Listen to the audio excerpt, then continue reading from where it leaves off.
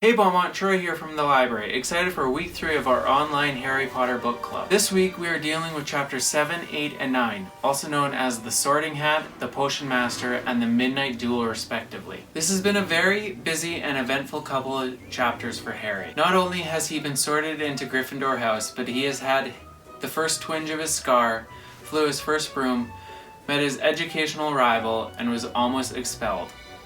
Twice.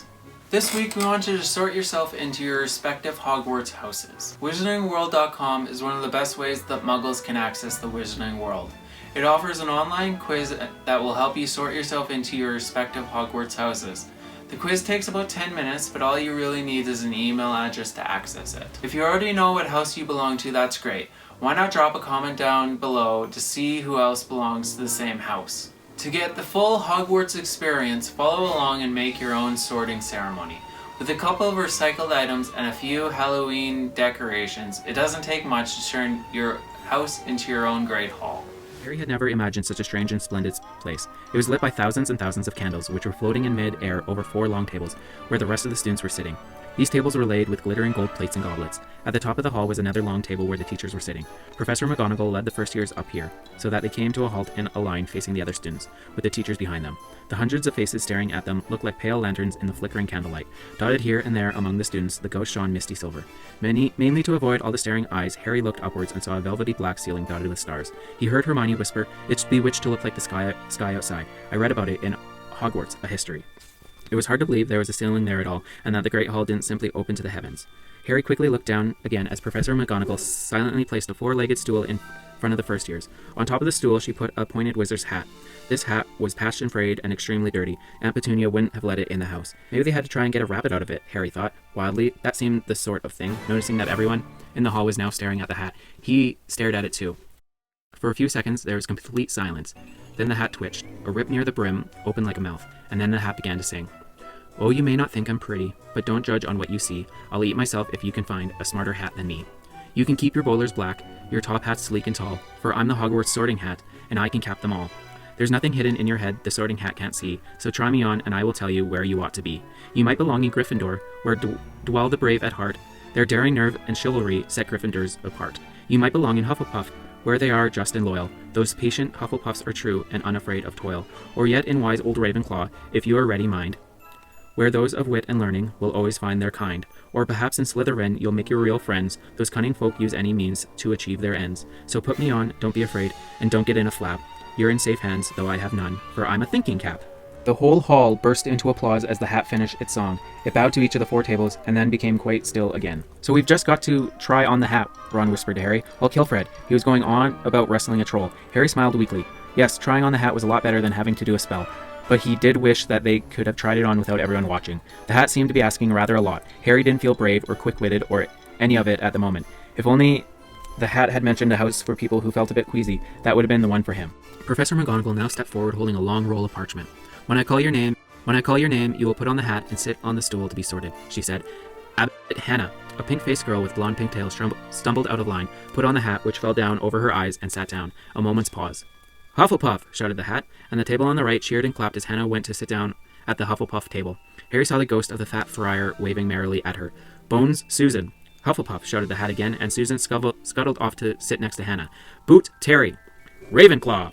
The table second from the left clapped this time. Several Ravenclaws stood up to shake hands with Terry as he joined them.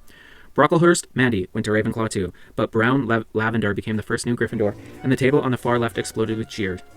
Harry could see Ron's twin brother's catcalling. Bulstrode Millicent then became a Slytherin. Perhaps it was Harry's imagination. After all, he'd heard about the Slytherins, but he thought they looked an unpleasant lot. He was starting to feel definitely sick now. He remembered being picked for teams during sports lessons at his old school. He had always been last to be chosen, not because he was no good, but because no one wanted Dudley to think they liked him. Finch Fletchley Justin. Hufflepuff! Sometimes Harry noticed that the house shouted out the house at once, but at others it took a little while to decide. Finnegan Seamus, the sandy-haired boy next to Harry in line, sat on the stool for almost a whole minute before the hat declared him a Gryffindor. "Granger! Hermione!" Hermione almost ran to the stool and jammed the hat eagerly on her head. "Gryffindor!" shouted the hat. Ron, a horrible thought struck Harry, as horrible thoughts always do, when you're very nervous. What if he wasn't chosen at all? What if he just sat there with the hat over his eyes for ages until Professor McGonagall jerked it off his head and said there had obviously been a mistake and he better get back on the train? When Neville Longbottom, the boy who kept losing his toad, was called, he fell over on his way to the stool. The hat took a very long time to decide with Neville. When it finally shouted Gryffindor, Neville ran off still wearing it, and had to jog back amid gales of laughter to give it to McDougal Morag. Malfoy swaggered forward when his name was called, and got his wish at once. The hat had barely touched his head when it screamed, Slytherin! Malfoy went to join his friends Crabbe and Goyle, looking pleased with himself. There weren't many people left now. Moon, Nott, Parkinson, then a pair of twin girls, Patil and Patil, then Perks, Sally Ann, and then, at last, Potter, Harry! As Harry stepped forward, whispers suddenly broke out like little hissing fires all over the hall. Potter, did she say? The Harry Potter? The last thing Harry saw before the hat dropped over his eyes was the hall full of people craning to get a good look at him. Next second, he was looking at the black inside of the hat. He waited. Said a small voice in his ear. Difficult. Very difficult. Plenty of courage, I see. Not a bad mind either. There's talent. Oh my goodness, yes. And a nice thirst to prove yourself. Now, that's interesting. So, where shall I put you?